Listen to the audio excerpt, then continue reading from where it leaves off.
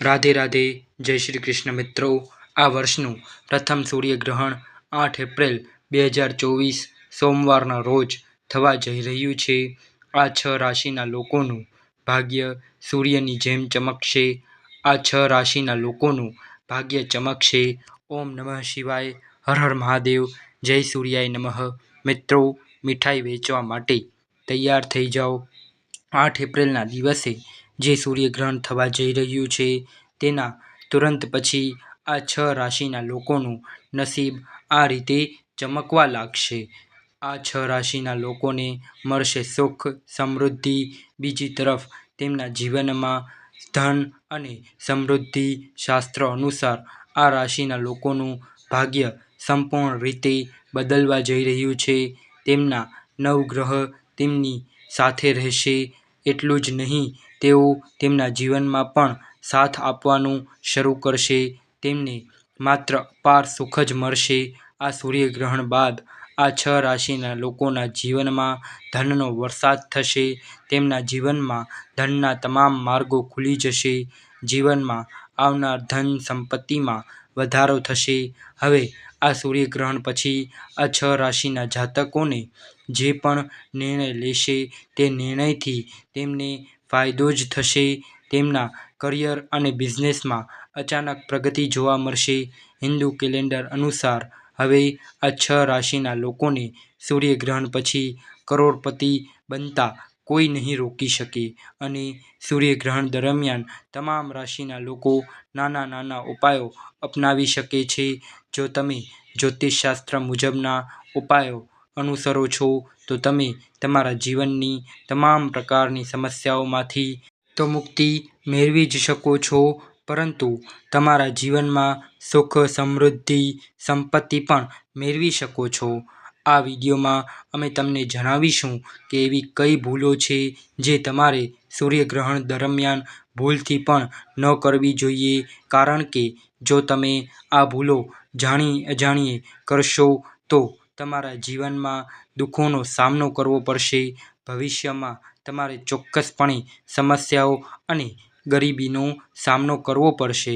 મિત્રો, ધારો કે તમારા જીવનમાં પૈસા આવવાનું બંધ થઈ ગયું છે, તમારો વ્યવસાય નિષ્ફળ ગયો છે, તમારું નસીબ તમારી બાજુમાં નથી, તમે ખૂબ જ બીમાર રહો છો, કોઈએ તમારા પર કાળો જાદુ કર્યો છે.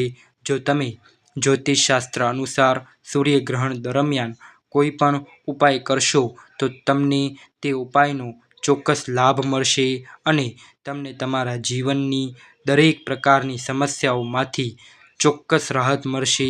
અને તે તમામ માહિતી આજના લેખમાં આપવામાં આવી છે. વિડીયોમાં અમે તમને એક પછી એક રાશિ વિશે જણાવવા જઈ રહ્યા છીએ. તો પછી આ વિડીયોમાં અમે તમને જણાવીશું કે કઈ એવી ભાગ્યશાળી રાશિઓ છે જેમનું જીવન આ સૂર્યગ્રહણ પછી સંપૂર્ણ રીતે બદલાઈ જશે, જેમને ભગવાને આશીર્વાદ આપ્યા છે. તમને ભગવાન સૂર્યદેવજીના આશીર્વાદ અને વરદાન એકસાથે મળવાના છે. એટલા માટે જો તમે ઈચ્છો છો કે ભગવાન સૂર્યદેવજીના આશીર્વાદ હંમેશા તમારા પર રહે તો ભગવાન સૂર્યદેવજીની કૃપાથી તમારું ભાગ્ય બળવાન બને અને તમે મહાન બનો, તમારા જીવનમાં પ્રગતિ કરો. જો તમે ખૂબ આગળ વધો છો તો મિત્રો, આગળ વધતા પહેલાં ચેનલના આ વિડીયોને પૂરી નિષ્ઠા અને શ્રદ્ધા સાથે લાઈક કરો અને ચેનલને સબસ્ક્રાઈબ પણ કરો અને કોમેન્ટ બોક્સમાં ચોક્કસપણે જય સૂર્યનારાયણ અવશ્ય લખજો. મિત્રો, વર્ષનું પ્રથમ સૂર્યગ્રહણ કોઈ નાનું સૂર્યગ્રહણ નહીં પરંતુ એક મોટો સૂર્યગ્રહણ હશે જે 8 એપ્રિલ ફાગણ અમાસના દિવસે થવાનું છે. આવું ગ્રહણ ત્યારે થાય છે જ્યારે સૂર્યપ્રકાશ પૃથ્વી પર અમુક સમય માટે આવવાનું સંપૂર્ણપણે બંધ થઈ જાય છે. આ દરમિયાન ત્યાં જે સૂર્ય છે તે સંપૂર્ણપણે દેખાતો બંધ થઈ જાય છે. આનાથી પૃથ્વી પર અંધકાર છવાઈ જાય છે. ધાર્મિક માન્યતાઓ અનુસાર આ સમય દરમિયાન તમામ દેવી શક્તિઓનો પ્રભાવ લગભગ નહિવત થઈ જાય છે. વર્ષનું પ્રથમ સૂર્યગ્રહણ 8મી એપ્રિલે રાત્રે 9:10 શરૂ થશે અને સવારે 2:20 સમાપ્ત થશે. આ ગ્રહણનો સમયગાળો લગભગ 5 કલાકનો રહેશે. ગ્રહણ ભારતમાં દેખાશે નહીં કારણ કે સૂર્યગ્રહણ એક ખગોળીય ઘટના છે, એટલે કે આ સમય દરમિયાન લેવાયેલા ઉપાયો વ્યર્થ નહીં જાય.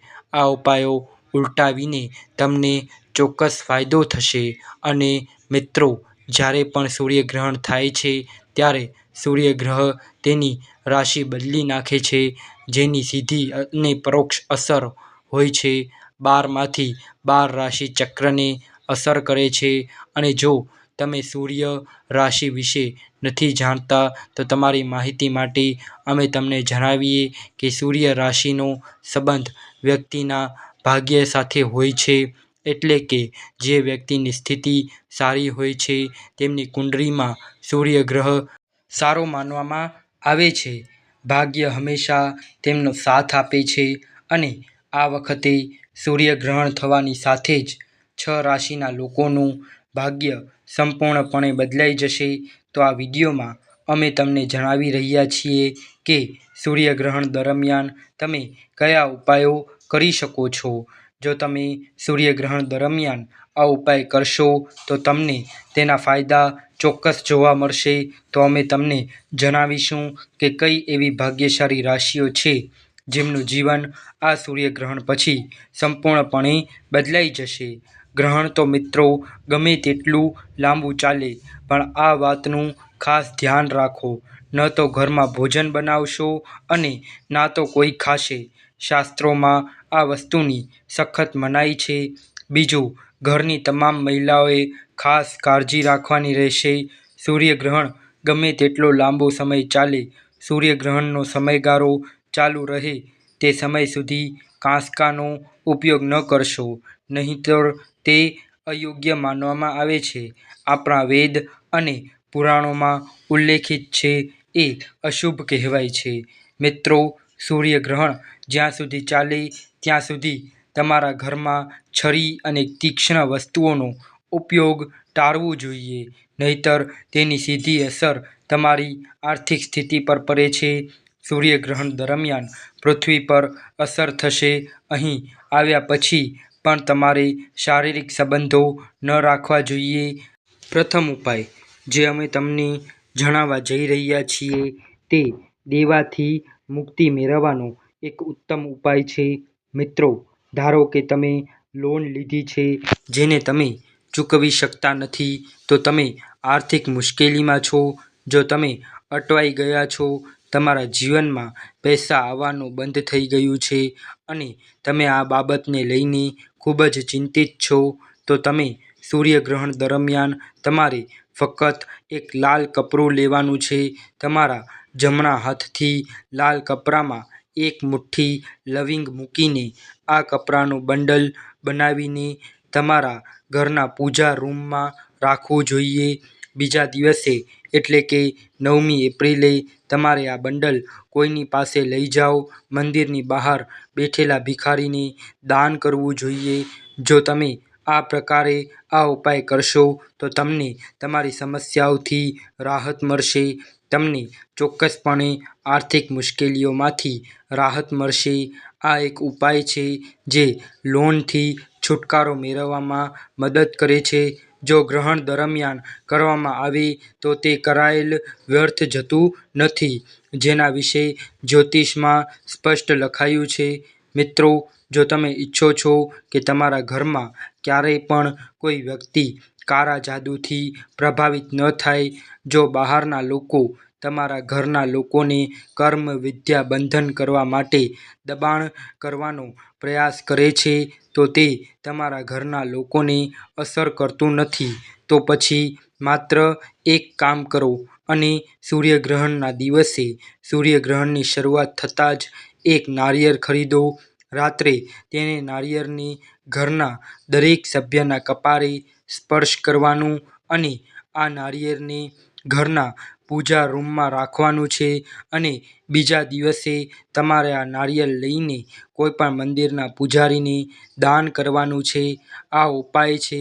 જો તમે આ કરો છો તો માની લો આખા વર્ષ દરમિયાન જો કોઈ વ્યક્તિ તમારા ઘરે કોઈ પણ કામ કરવાનો પ્રયત્ન કરશે તો તેની અસર તમારા ઘર પર ક્યારેય નહીં પડે.